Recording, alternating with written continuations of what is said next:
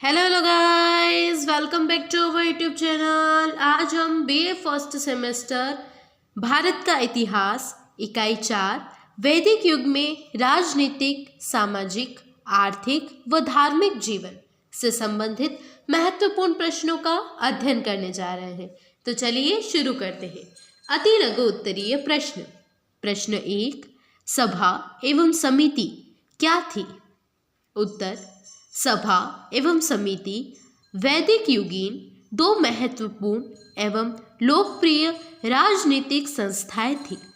सभा संभ्रांत लोगों की सदस्यता प्राप्त संस्था थी जो मुख्यतः सम्राट को समय समय पर सलाह देने के अतिरिक्त न्यायिक कार्यों से संबंधित थी, जबकि समिति एक वृहद संस्था थी जिसमें जन के सभी सदस्य सम्मिलित होते थे जो युद्ध, संधि व नीति संबंधी निर्णय लेते थे। प्रश्न 2, प्राचीन भारत में प्रतिपादित वर्णाश्रम से आप क्या समझते हैं? उत्तर, वर्णाश्रम शब्द वर्ण और आश्रम दो शब्दों का समन्वित रूप है। वर्णों के रूप में भारतीय सामाजिक व्यवस्था में ब्राह्मण, क्षत्रिय, वैश्य और शूद्र तथा आश्रम के रूप में ब्रह्मचर्य, गृहस्थ, वानप्रस्थ और संन्यास का उल्लेख मिलता है। वर्ण धर्म सामाजिक उन्नयन एवं एकता का परिचायक है, वहीं आश्रम व्यक्ति के व्यक्तित्व के विकास के सोपान के रूप में ज्ञात है। प्रश्न 3, वैदिक कालीन दो पशुओं के नाम लिखिए। उत्तर, आर्य गाय को पवित्र मानते थे। ऋग्वेद में इसे अगन्या न मारने योग्य माना गया है। आर्यों का प्रिय पशु घोड़ा था। इसका उपयोग युद्ध के समय किया जाता था। आर्य बैल, वृषभ, भेड़, बकरी, गधा, कुत्ता आदि पशुओं से भी परिचित थे। प्रश्न 4, दो वैदिक देवताओं के नाम लिखिए। उत्तर, ऋग्वैदिक देवताओं का वर्गीकरण। 1, पृथ्वी के देवता पृथ्वी, अग्नि, सोम, बृहस्पति। 2, अंतरिक्ष के देवता इंद्र, रुद्र, वायु, आप, प्रजापति। 3, आकाश के देवता घोष, वरुण, मित्र, सूर्य, पूषण, विष्णु। प्रश्न 5, दो वैदिक देवियों के नाम लिखिए। उत्तर, ऋग्वेद में कुछ देवियों के नाम मिलते हैं। सिंधु नदी को देवी के रूप में मान्यता दी गई, जिसे सिंधुत्तमा कहा गया। जंगल की देवी को आख्यानी कहा गया तथा वाग देवी सरस्वती की भी स्तुति की गई।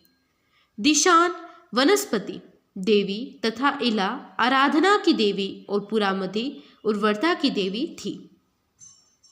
प्रश्न 6, चार वर्णों के नाम लिखिए अथवा वर्ण व्यवस्था को परिभाषित कीजिए। उत्तर, वर्ण व्यवस्था हिंदू धर्म में सामाजिक कार्योन्नति उन्नति का एक आधार है। हिंदू धर्म ग्रंथों के अनुसार समाज को चार वर्णों के कार्यों से स्थायित्व दिया गया है।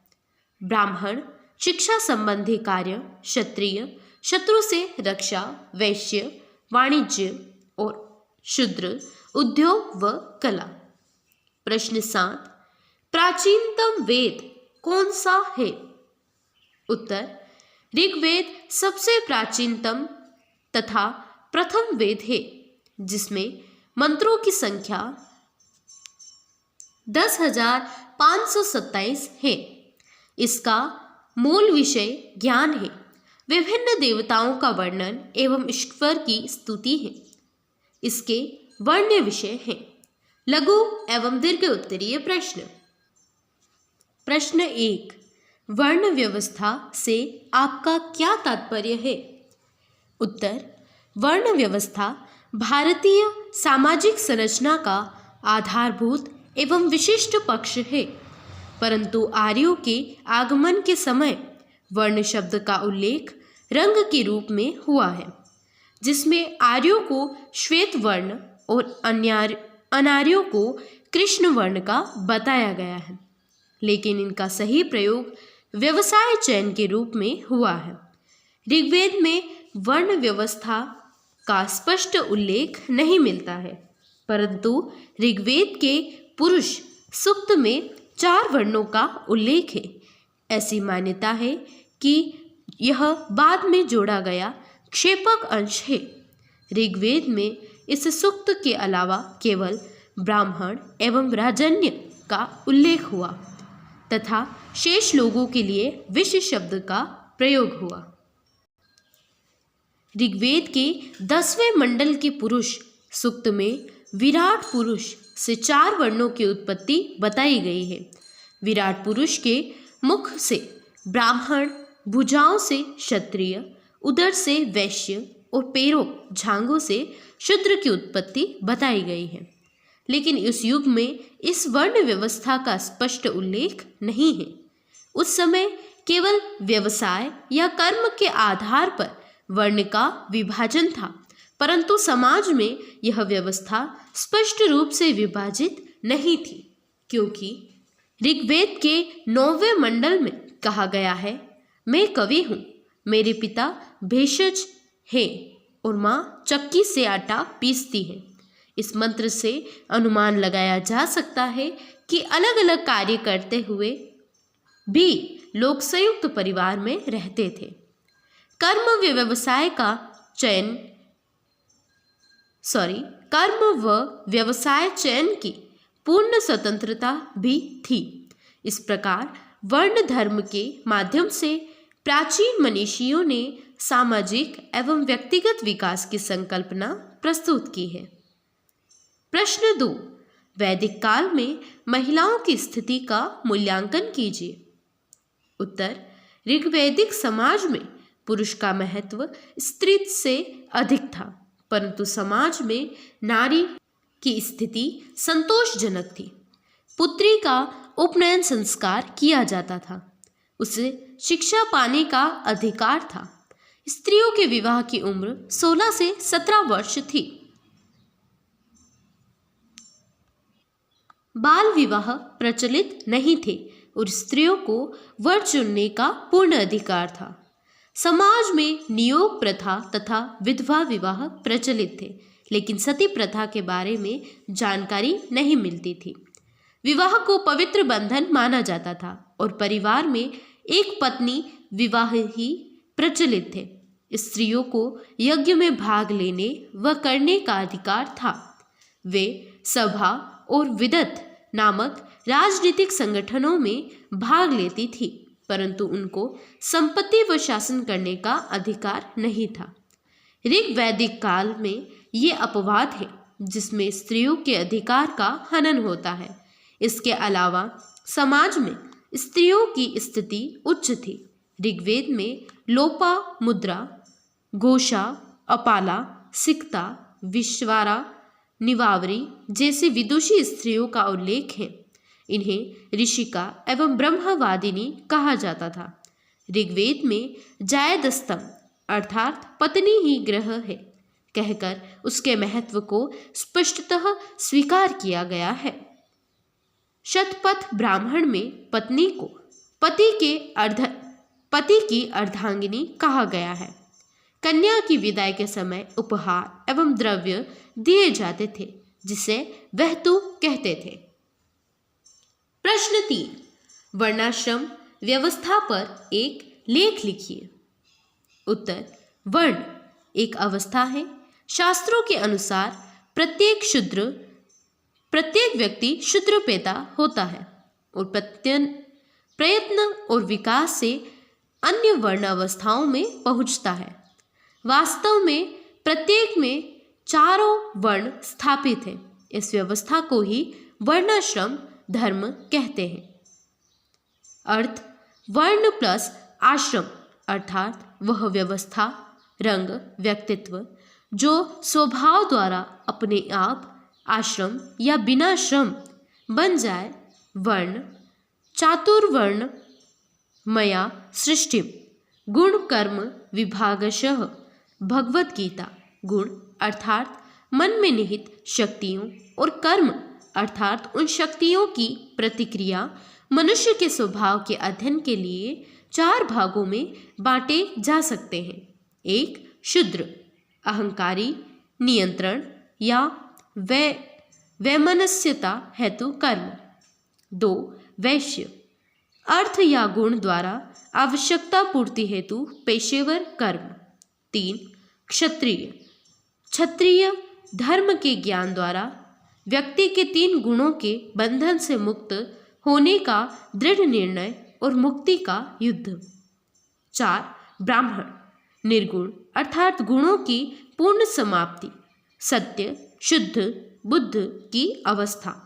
वर्णाश्रम धर्म या वर्ण आश्रम धर्म जीवन के लक्ष्यों, सामाजिक विभाजन और जीवन के चरणों की वैदिक प्रणाली है और सभी 4 लक्ष्यों के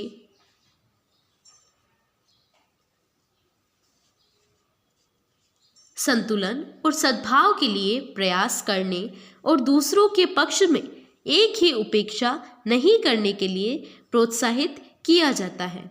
यह जीवन के सभी आदर्श वर्ण आश्रम धर्म प्रणाली का आधार है, जिसमें समाज को एक ही प्राकृतिक प्रतिभा और प्रवृत्ति के अनुसार सामाजिक समूहों वर्ण में विभाजित किया जाता है। बुद्धिजीवी ब्राह्मण, प्रशासक, क्षत्रिय, उद्यमी, वैश्य और सर्वाहार शूद्र। व्यक्ति का आदर्श जीवन काल 4 चरणों में विभाजित है। छात्र ब्रह्मचार्य, गृहस्थ, निवृत्ति, वानप्रस्थ और एक त्यागी सन्यासी। ब्राह्मणों को सभी 4 वर्ण अपनाने की अनुमति थी। क्षत्रिय पहले 3 से गुजरते हैं, वैश्य के पहले 2 होते हैं और शूद्र का केवल एक ही चरण होता है, विवाह का। ये सामान्य सिफारिशें हैं, लेकिन व्यवहार में कई अपवाद हैं।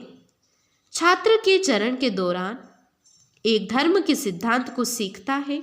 आध्यात्मिक ज्ञान, धार्मिक कर्तव्यों के साथ साथ धर्मनिरपेक्ष ज्ञान। गृहस्थ के चरण के दौरान इस पवित्र और धर्मनिरपेक्ष ज्ञान को व्यवहार में लाया जाता है। एक तो कामुक सुख और खरीद काम में लिप्त होता है और एक व्यक्ति के परिवार का समर्थन करने के लिए धार्मिक सिद्धांतों धर्म के अनुसार धन अर्थ जमा करता है और परोपकारी कार्यों में अधिशेष वितरित करता है। सेवानिवृत्त के चरणों में अंतिम रूप से त्याग की तैयारी की प्रक्रिया शुरू हो जाती है और धीरे धीरे एक व्यक्ति के पेशे और समझदारी को छोड़ दिया जाता है और जन्म और मृत्यु के चक्र से मुक्त मोक्ष प्राप्त करने की दृष्टि से धर्म पर ध्यान केंद्रित करता है। जब कोई अंत में त्याग संन्यास करता है तो एक का पूरा ध्यान अन्य सभी के बहिष्कार के लिए मुक्ति मोक्ष प्राप्त करने पर होता है। भारतीय लोकतंत्र का आधार वर्णाश्रम व्यवस्था है। वेदों की ही भांति वर्णाश्रम व्यवस्था का ज्ञान ईश्वरीय अथवा आकाशीय है और भारत की प्राचीनतम ज्योतिष में निहित है। प्रश्न 4 वैदिक धर्म एवं दर्शन पर प्रकाश डालिए अथवा वैदिक कालीन राजनीतिक स्थिति पर प्रकाश डालिए अथवा वैदिक समाज एवं संस्कृति पर प्रकाश डालिए अथवा वैदिक युग पर एक लेख लिखिए अथवा वैदिक कालीन जीवन की प्रमुख विशेषताओं का वर्णन कीजिए अथवा वैदिक कालीन सामाजिक एवं धार्मिक स्थिति पर प्रकाश डालिए। उत्तर सैंधव संस्कृति के विनाश के पश्चात भारत में जिस नवीन सभ्यता का विकास हुआ उसे वैदिक अथवा आर्य सभ्यता के नाम से जाना जाता है। भारत का इतिहास एक प्रकार से आर्य जाति का इतिहास है। आर्यों का इतिहास हमें मुख्यतः वेदों से ज्ञात होता है, जिसमें ऋग्वेद सर्वप्राचीन होने के कारण सर्वाधिक महत्वपूर्ण है। एक, वैदिक युगीन आर्थिक जीवन। आर्यों का भौतिक जीवन मुख्यतः पशुचारण, कृषि एवं कुटीर उद्योग धंधों पर आश्रित था। व्यापार वाणिज्य का विकास इस समय नहीं हो सका, फलतः उनकी अर्थव्यवस्था ग्रामीण थी। ऐसी व्यवस्था से न तो नगरों का विकास हुआ, न ही सिक्कों का प्रचलन हो सका। इसका प्रमुख कारण आर्यों का घुमंतु जीवन था। ऐसी स्थिति में पशुपालन ही कबीलाई अर्थव्यवस्था का प्रधान तत्व था। पशुपालन आर्यों का मुख्य व्यवसाय था। पशु संपदा की वृद्धि की कामना ऋग्वेद के अनेक मंत्रों में की गई है। पूषण देवता पशुओं की रक्षा करते थे।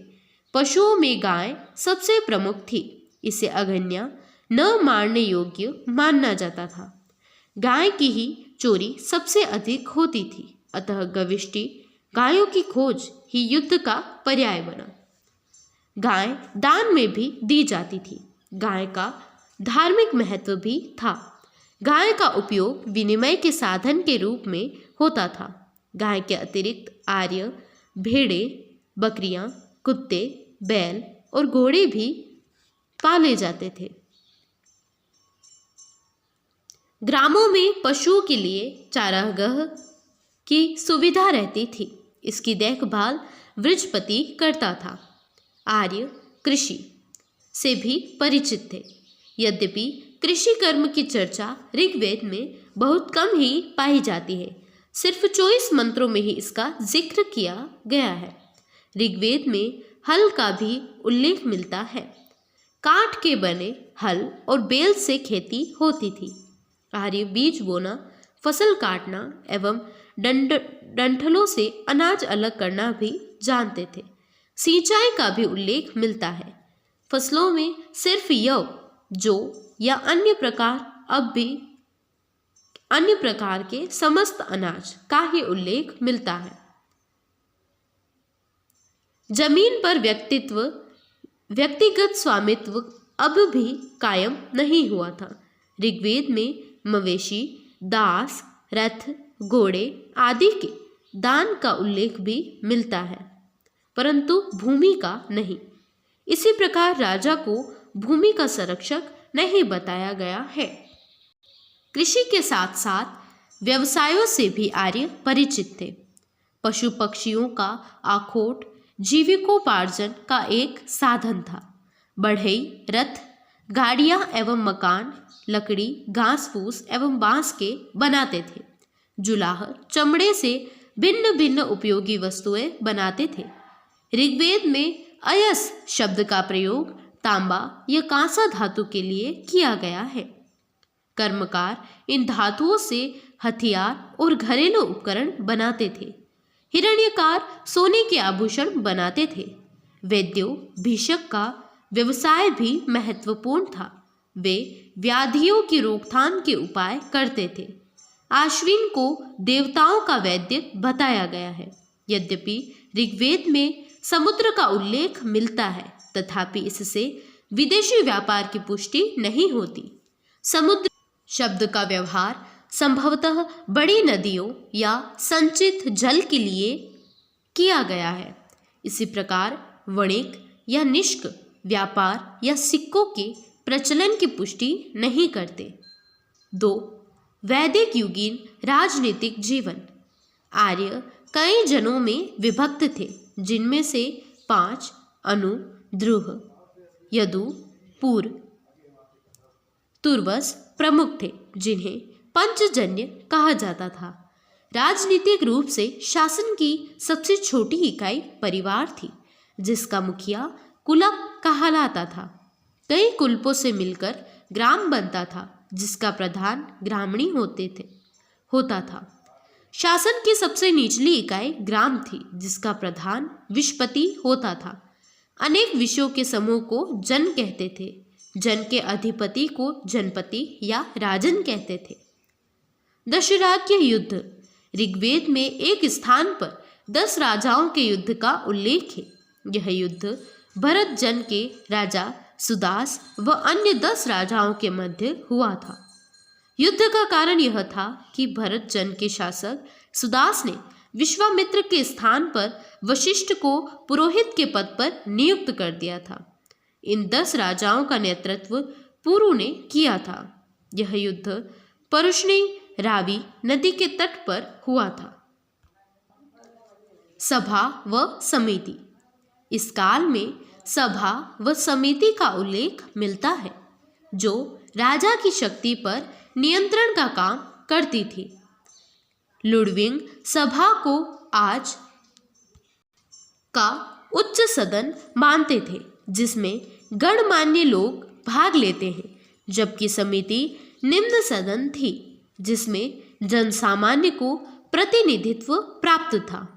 ऋग्वेद में पुरोहित, सेनानी तथा ग्रामणी इन 3 अधिकारियों का उल्लेख मिलता है। पुरोहित युद्ध के समय राजा के साथ जाता था तथा उसकी विजय के लिए देवताओं से प्रार्थना करता था। पुरोहित राजा का शिक्षक, पथ प्रदर्शक होता था। सेनानी युद्ध के कार्य देखता था और ग्रामणी ग्राम के प्रशासनिक व सैन्य कार्यों के लिए ग्राम का मुखिया होता था। स्पर्श, गुप्तचर तथा दूत नामक कर्मचारी का भी उल्लेख है। 3. वैदिक कालीन धार्मिक जीवन एवं आदर्श। ऋग्वैदिक आर्य प्रकृति पूजक एवं बहुदेववादी थे। प्रकृति की जिन शक्तियों से आर्य प्रभावित या भयभीत थे, उनकी पूजा वे करते थे। देवताओं की श्रेणियों को 3 भागों में विभक्त किया गया था। पृथ्वी के देवता पृथ्वी, अग्नि, सोम, बृहस्पति। आकाश देवता वरुण, मित्र, सूर्य, उषा, सविता, आश्विन। अंतरिक्ष के देवता इंद्र, वायु, मरुत, रुद्र। इन देवताओं में सर्वोच्च स्थान युद्ध के देवता इंद्र को दिया गया है। इंद्र को वर्षा एवं प्रकाश का देवता माना जाता था। वरुण शक्ति, नैतिकता एवं न्याय के देवता थे। मित्र वरुण का सहयोगी था। अग्नि भी एक प्रमुख देवता था, जिसके सम्मान में 200 मंत्रों की रचना हुई। यह देवताओं और मानवों के बीच संपर्क का काम करता था। सोम वनस्पति का देवता था और सूर्य प्रकाश का। मरुत तूफान का देवता था और पूषण पशुओं का। देवियों में प्रमुख अदिति एवं उषा थी, परंतु देवताओं की अपेक्षा देवियों की संख्या और महत्व कम था। देवताओं के अतिरिक्त प्रकृति की विभिन्न शक्तियों एवं लोकों का प्रतिनिधित्व करने वाले, जैसे भूत प्रेत, राक्षस, अप्सरा, पिशाच आदि का भी उल्लेख मिलता है। ऋत की अवधारणा। ऋत को सृष्टि की नियमितता, भौतिक एवं नैतिक व्यवस्था, अंतरिक्षीय एवं नैतिक व्यवस्था के रूप में माना गया है। वरुण का ऋतस्य गोपा कहा गया है।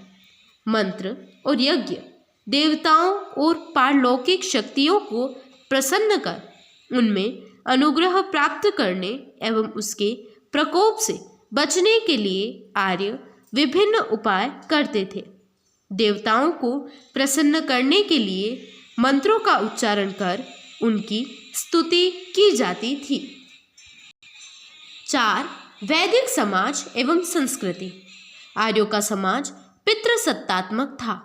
समाज की सबसे छोटी इकाई परिवार थी। कुलपति का सदस्यों पर प्रभाव, नियंत्रण रहता था। परिवार संयुक्त होते थे। कई पीढ़ियों के लोग, बंधु एक साथ रहते थे, परंतु पुत्रियों की कामना का उल्लेख नहीं मिलता है।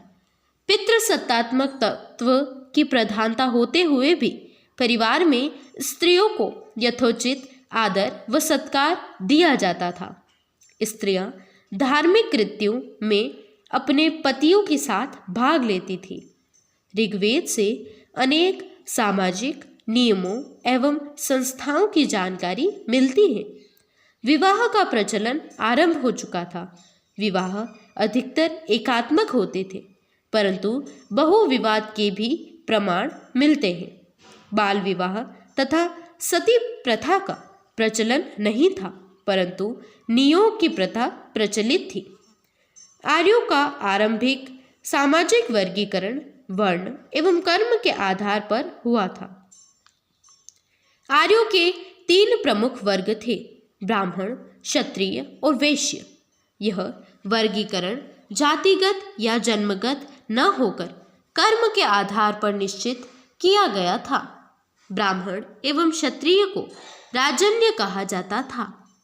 वैश्य ने अंतर्गत सामान्य जन आते थे। ऋग्वेद के 10वें मंडल में 4 वर्णों की उत्पत्ति की कथा दी गई है। व्यवसाय, खान पान एवं विवाह इस समय तक वर्ण व्यवस्था की कठोरता से बचे हुए थे। आर्य अपने भोजन में अनाज, दूध एवं दूध से बनी वस्तुएं एवं फल का प्रयोग करते थे। आर्य मांसाहारी भी थे। वे सुरा और अधिवास कमर के ऊपर वस्त्र पहनते थे।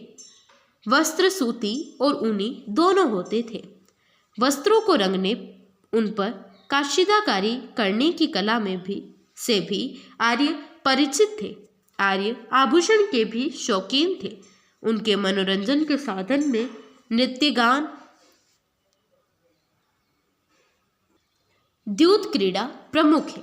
उनके निवास स्थान पर घास, बांस और लकड़ी से बनाए जाते थे। ईंटों के प्रयोग का ज्ञान उनको नहीं था। प्रश्न 5, सैंधव सभ्यता तथा वैदिक सभ्यता की तुलना करें। उत्तर, सैंधव सभ्यता तथा वैदिक सभ्यता तुलनात्मक अध्ययन। आर्यों के आगमन से पूर्व भारत में सिंधु घाटी सभ्यता, पंजाब, सौराष्ट्र, गुजरात एवं राजस्थान के क्षेत्रों में समृद्ध और विकसित सभ्यता प्रसारित थी। इन दोनों सभ्यताओं की तुलना हम निम्नलिखित शीर्षकों के माध्यम से कर सकते हैं। सामाजिक जीवन। आर्यों का जीवन सरल व सादा था। ये ग्रामों में निवास करते थे, जबकि सैंधव निवासी नगरों में निवास करते थे। दोनों ही सभ्यता के निवासी सूती, ऊनी, रेशमी वस्त्रों का प्रयोग करते थे और वे अलंकार प्रेमी थे। आर्यों के सामाजिक जीवन में गाय का बड़ा महत्व था, जबकि सैंधव सभ्यता में बेल का प्रमुख स्थान माना गया है। आर्थिक जीवन। आर्यों का जीवन ग्रामीण अर्थव्यवस्था पर आधारित था, जबकि सैंधव सभ्यता में आर्थिक जीवन समृद्ध से उन्नत था। वे विभिन्न प्रकार के व्यवसाय करते थे। आर्य लोग विभिन्न धातुओं का उपयोग करते थे। वे सोना, चांदी, तांबा, कांसा व लोहे के प्रयोग से भी परिचित थे। दैनिक जीवन के मिट्टी के पात्र भी बनाते थे, लेकिन सैंधव निवासी धातु कला में अत्यंत दक्ष थे। लोहे के उपयोग से वे अपरिचित थे। मिट्टी के खिलौने, बर्तन बनाने व उन पर चमकीली पॉलिश करने में अत्यंत दक्ष थे। सिंधु निवासी घोड़े के ज्ञान से परिचित नहीं थे, जबकि आर्यों को घोड़ों का ज्ञान था। धार्मिक जीवन। आर्य प्रकृति की विभिन्न शक्तियों की उपासना करते थे। सैंधव जन शिव शक्ति को प्रधान मानते थे। आर्यों के जीवन में अग्नि, यज्ञ, हवन कुंड का विशेष महत्व था। वे विविध प्रकार के यज्ञ करते थे तथा अग्नि को पवित्र मानते थे। राजनीतिक जीवन। आर्यों में राजतंत्र का प्रचलन था। राजा में प्रजा वत्सलता और जन कल्याण के उच्च आदर्श थे। सैंधव सभ्यता में राज्य सत्ता जनप्रतिनिधियों के हाथ में निहित थे। प्रशासन में विकेंद्रीकरण और शासन व्यवस्था लोकतंत्रात्मक थी। सैंधव सभ्यता में राजनीतिक उत्तेजना, विप्लव और क्रांति की भावना नहीं थी। उनका राजनीतिक जीवन सुखी और शांतिपूर्ण था। आर्यों में युद्ध प्रियता थी। उनके हथियार पहने होते थे, जबकि सैंधव सभ्यता में अस्त्र शस्त्र सादे होते थे। ये लोग युद्ध प्रिय नहीं थे, अपितु शांति प्रिय थे। बहुत से इतिहासकार सैंधव सभ्यता और वैदिक सभ्यता को एक ही मानते हैं, लेकिन अभी इस बारे में स्पष्ट रूप से कुछ नहीं कहा जा सकता है। यह स्पष्ट है कि सिंधु सभ्यता आर्यों की वैदिक सभ्यता से अधिक प्राचीन है। प्रश्न 6, उत्तर वैदिक कालीन जीवन की प्रमुख विशेषताओं का वर्णन कीजिए। उत्तर, इस काल में व्यवस्था की प्रमुख विशेषताएं थी। कृषि प्रधान अर्थव्यवस्था, कबीलाई संरचना में विघटन होना और वर्ण व्यवस्था का जन्म तथा क्षेत्र साम्राज्यों का उदय। 1, आर्यों का विस्तार। उत्तर वैदिक काल में आर्य आधुनिक अफगानिस्तान के क्षेत्र से लेकर गंगा की ऊपरी घाटी के क्षेत्र में बस गए थे और यहाँ इन्होंने अपने छोटे छोटे राज्य स्थापित कर लिए थे। वे पंजाब से दक्षिण पूर्व की ओर बढ़ने लगे थे। विंध्य के सघन दुर्गम वनों को काटते हुए वे दक्षिण की ओर बढ़ने लगे। इस समय उत्तरी भारत में लोहे का प्रयोग प्रारंभ हुआ। लोहे का प्रयोग युद्धास्त्रों व कृषि संबंधी कार्यों में होने लगा था। 2, राजनीतिक जीवन। उत्तर वैदिक कालीन छोटे कबीले अब एक दूसरे में विलीन होकर बड़े क्षेत्रगत जनपदों का जन्म दे रहे थे। उदाहरणार्थ, पुरु एक भरत मिलकर कुरु और तुर्वश एवं किवी मिलकर पांचाल कहलाए। बड़े बड़े जनपदों के निर्माण में लौह तकनीक ने भी सहयोग दिया। हस्तिनापुर, आलमगीरपुर, लौह, अंतरिंज, खेड़ा आदि प्राची कुरु पांचाल प्रदेश स्थानों से लोहे की वस्तुएं प्राप्त हुई हैं। कुरु पांचाल के राजाओं ने अश्वमेध यज्ञ संपन्न कराए। स्पष्ट हो जाता है कि विभिन्न राष्ट्रों ने अपनी अपनी सैन्य शक्ति का विकास कर लिया था। इस समय राजा के दैवीय उत्पत्ति के सिद्धांत का विकास हो चुका था। यद्यपि राजतंत्र शासन की महत्वपूर्ण प्रणाली थी, तथापि कुछ स्थलों पर वैराज्य नामक राज्यों का उल्लेख आया है। इन राज्यों में राज नहीं होता था। राजपद सर्वाधिक योग्य व्यक्ति को मिलता था। राजा के निर्वाचन में लोकहित की भावना दिखाई देती है। उत्तर वैदिक युग में राजा प्रजा से सहयोग व अनुमोदन प्राप्त करता था। सफल और कुशल राजा एक राष्ट्र विराट, अधिराज, सार्वभौम आदि प्रतिष्ठित पदों को प्राप्त करने का दावा करते थे। वे वाजपेयी, राजसूय और अश्वमेध यज्ञों द्वारा अपनी उत्तरोत्तर बढ़ती हुई शक्ति का परिचय देने लगे थे। ये शब्द साम्राज्यवादी प्रकृति के द्योतक है। राजा की शक्ति पर धर्म, रत्नियों, मंत्रियों, पुरोहित, सभा एवं समिति आदि का नियंत्रण रहता था। ऐसा प्रतीत होता है कि उत्तर वैदिक युग में शासन अपेक्षाकृत अधिक प्रजातंत्रवादी था। इस समय शासन के पदाधिकारियों की वृद्धि हो चुकी थी। इन्हें नतनीन भी कहा गया है। इनमें सईद द्वित्री, कोषाध्यक्ष, भागादुधा, कर एकत्र करने वाला, सूत, राज्य का वृत्तांत रखने वाला, क्षत्रिय, राज परिवार का निरीक्षक, आक्षावाप, सूत का प्रबंधक व हिसाब रखने वाला, गोविंद कर्ताना, वन निरीक्षक, पालागल संदेशवाहक तथा 3 प्राचीनतम अधिकारी, सेनानी, पुरोहित व ग्रामीण प्रमुख थे। प्रजा की ओर से राजा को नियमित कर मिलता था, जिसे बलि कहा गया था। राजकर व अन्न पशुओं के रूप में दिया जाता था। न्याय का अंतिम निर्णयकर्ता राजा होता था। जाति व कबीलों की सभा भी न्याय करती थी। 3, सामाजिक जीवन। उत्तर वैदिक काल में आर्यों का सामाजिक जीवन स्थिर हो गया था। इस सामाजिक ढांचे में बहुत से परिवर्तन हुए। उत्तर वैदिक युग में नगरों में वृद्धि हो चुकी थी, यद्यपि अभी भी आर्य गांवों में निवास करते थे।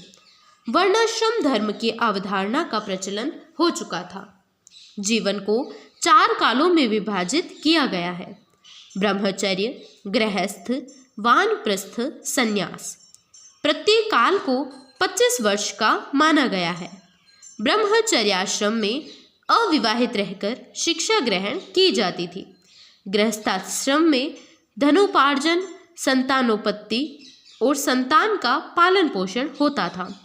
वानप्रस्थ और संन्यास आश्रम में व्यक्ति लोक कल्याण में रत रहते थे।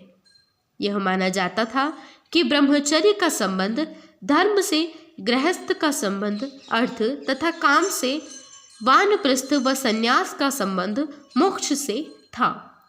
समाज का स्पष्ट विभाजन वर्ण व्यवस्था के आधार पर ही हो चुका था। ब्राह्मण व क्षत्रिय उच्च वर्ग में, वैश्य व शूद्र निम्न वर्ण के माने गए। इन 4 वर्णों के अलावा अन्य वर्ग भी थे। वैदिक साहित्य में आंध्र, पुंडु, शबर, ब्रात्य, निषाद आदि लोगों का उल्लेख मिलता है।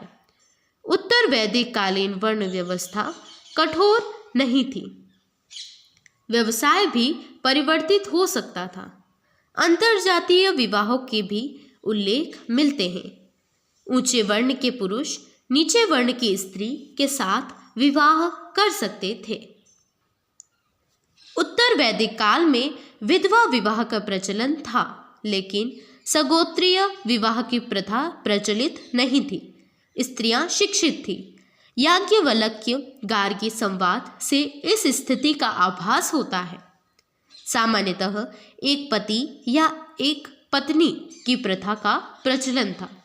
उच्च वर्गों में बहुविवाह का भी प्रचलन था। उत्तर वैदिक काल में आर्यों के भोजन में मांस, भक्षण और सुरापान को अनुचित समझा जाने लगा था। भोजन की वस्तुओं में विविधता अवश्य आ गई थी। इस समय शिक्षा का विशेष प्रसार हो चुका था। आर्यों ने चिकित्सा, विज्ञान और ज्योतिष शास्त्र में विशेष ज्ञान प्राप्त कर लिया था। धातु विज्ञान का भी ज्ञान आर्यों को था। आर्यों को सोना, चांदी, लोहा, तांबा, सीसा, टिन आदि के उपयोग का ज्ञान था। 4. आर्थिक जीवन। उत्तर वैदिक काल के आर्थिक जीवन में परिवर्तन आर्यों के स्थायित्व में दिखाई देता है।